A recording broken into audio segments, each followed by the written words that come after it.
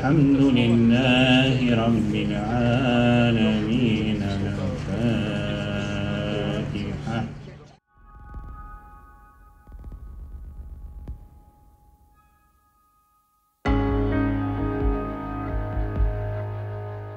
Да, а всем сочувствуем погибшим.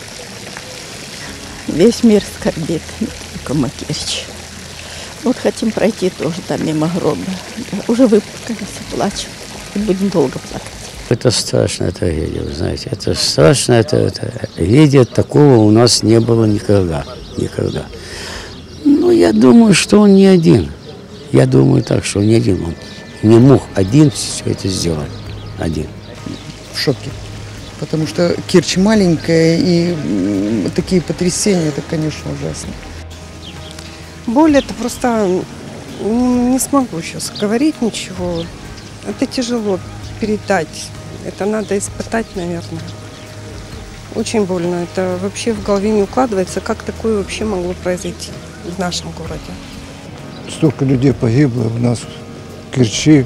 Мы все как родные здесь. Вы знаете, что такое керчане? Они ж друг за друга стоят. А вот такое получилось, что просто аж не верится, как будто специально, да?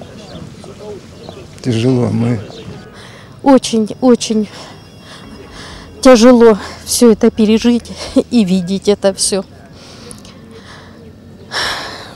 Сострадаем родителям, близким, всему нашему городу сострадаем.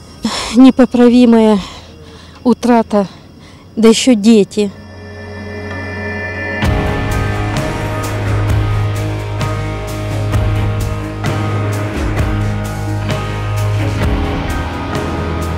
Узнали мы ночью только. 1:30 она позвонила нам, сказала, нашла его в этом морге.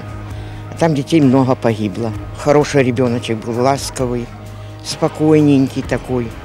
Вот 21 ноября было по ему 16 лет.